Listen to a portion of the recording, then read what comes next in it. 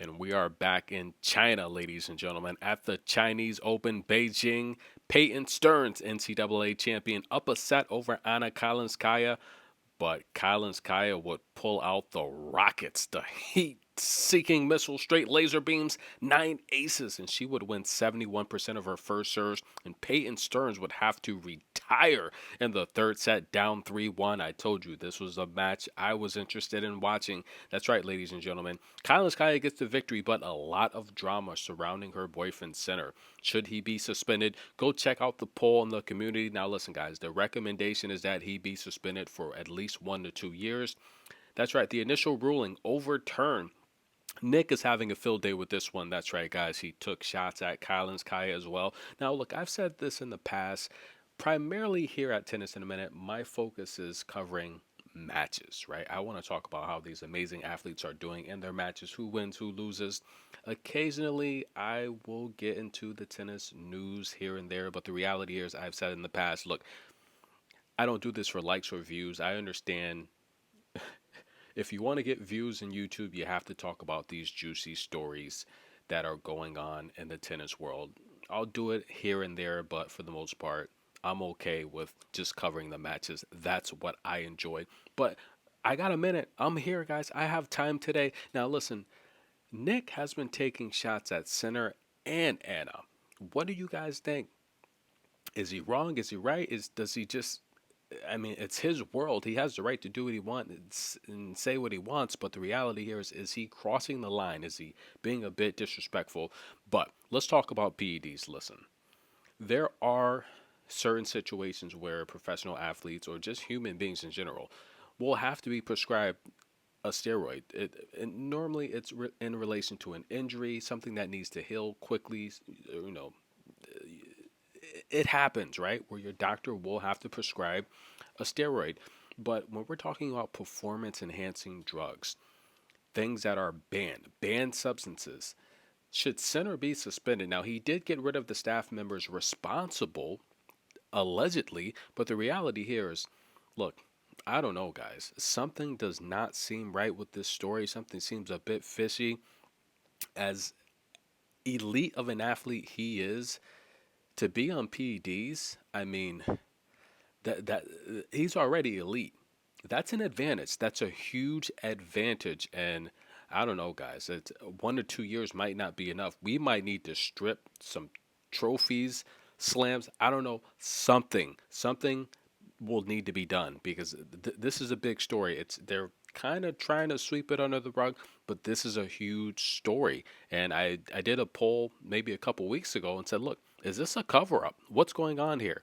And I think the people have spoken. Enough people have just made an uproar. And right now, it looks like Center is going to be suspended, guys. But comment below. Go check out the poll. What do you think? Should he be suspended? Yes or no?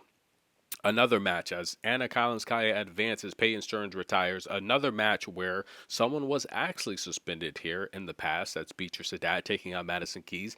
Now, listen, if you follow the channel, I've said this in the past, Beatrice, her physical appearance is very intimidating.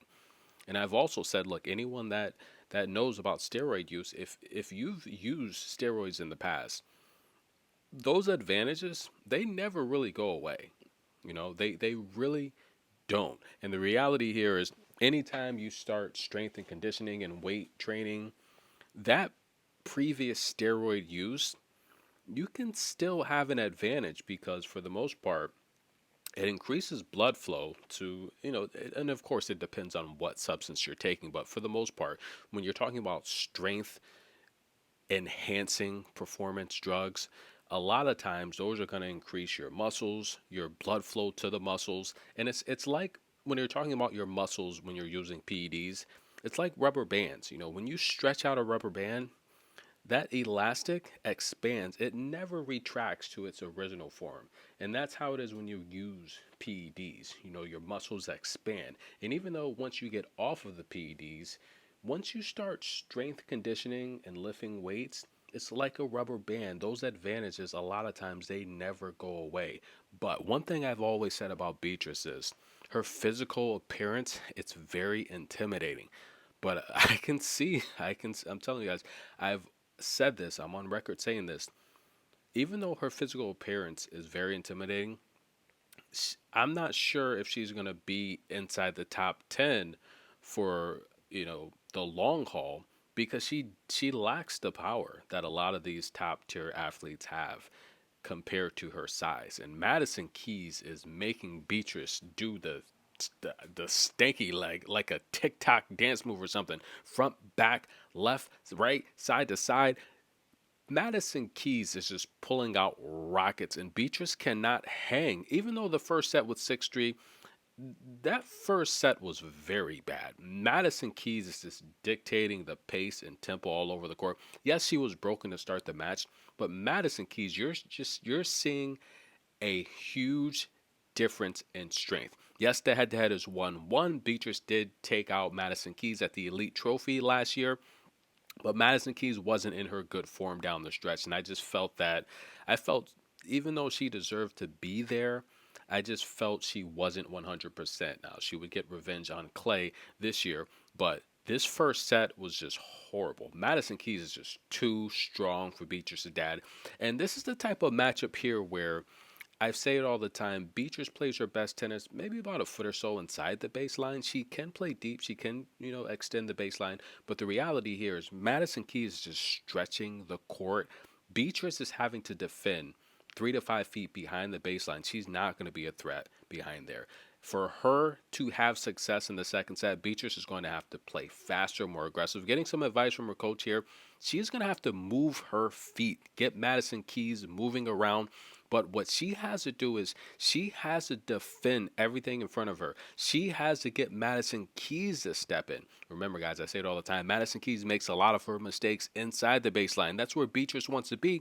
But Madison is dictating the pace with her power. Beatrice is going to have to make adjustments. I think she's going to have to serve better, bigger and stronger, jam the body a bit, get some easier points on her first serve. But right now, Madison Keys is dominating. 3 aces, 14 winners to 4. Even though she has more unforced errors, look at the net points. Madison Keys is playing better inside the baseline.